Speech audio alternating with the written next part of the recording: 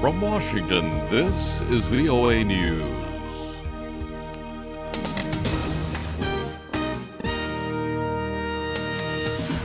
Coming up, diplomatic efforts to ease Ukraine tensions, Turkey holding local elections seen as a referendum on Erdogan's rule. Hello everyone, I'm Steve Norman. U.S. Secretary of State John Kerry was in Paris on Sunday to meet with Russian Foreign Minister Sergei Lavrov. They talked about Ukraine.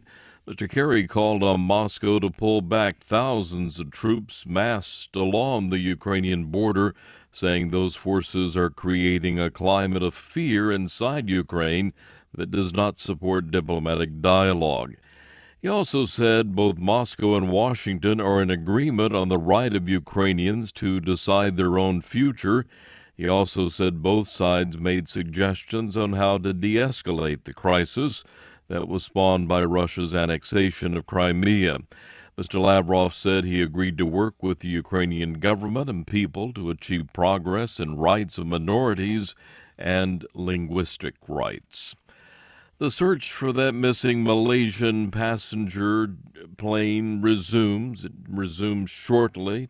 On Sunday, they covered approximately 252,000 square kilometers of ocean looking for any sign of Malaysian Airlines Flight 370. The pilot of an Australian P-3 Orion search aircraft reported sighting some objects. Flight Lieutenant Russell Adams spoke late Sunday to reporters after his plane returned to Perth. We did encounter an area within approximately 5 nautical miles, which included at least 4 orange-coloured objects, greater than approximately 2 metres in size each. I must stress that we can't confirm the origin of these objects.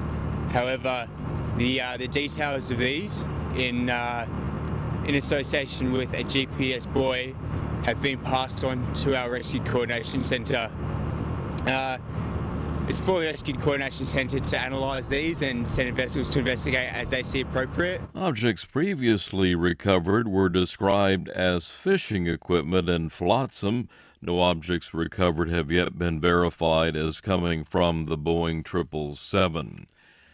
8 people were killed Sunday in clashes during Turkey's local elections. The balloting is largely seen as a referendum on Prime Minister Recep Tayyip Erdogan's rule. He's battling a corruption scandal that forced the resignation of several of his cabinet ministers.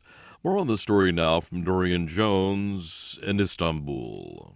Voters were still lining up to vote at some polling stations when the official closing time passed. The local elections are widely seen as of critical importance. The election is the first since widespread anti-government protests in May and June last year. The government of Prime Minister Recep Tayyip Erdogan is mired in corruption allegations, and he's made the poll a referendum on its rule. Observers say the opposition has fielded strong candidates in key cities, in particular Istanbul, which is expected to be a close vote.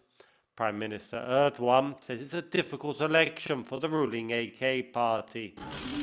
Şu ana kadar meydanlarda arzu edilmeyen.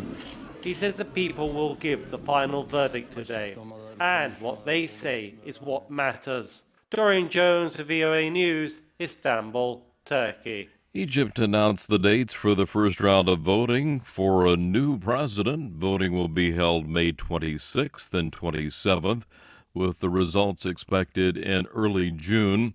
It is a second round, if necessary, will be held, they say, in mid-June.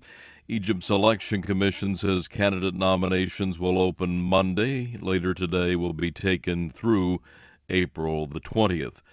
The country's powerful former military chief Abdel Fattah el-Sisi, who led the overthrow of Islamist President Mohamed Morsi last July, has announced his bid already for office.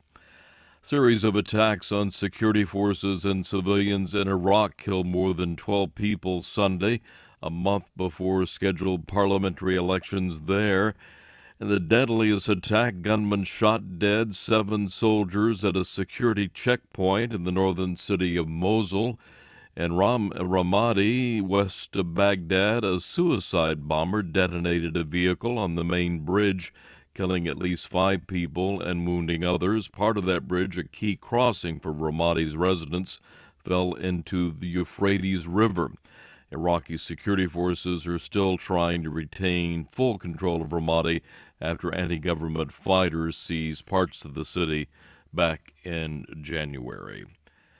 2 Spanish journalists returned home Sunday, winning their freedom after being kidnapped by an al-Qaeda-linked group and held for 6 months in Syria. It's not clear whether 2 journalists had escaped or were released. They were abducted September the 16th as they tried to cross the Syrian border to Turkey and covering from the civil war in Syria. Get more news at voanews.com.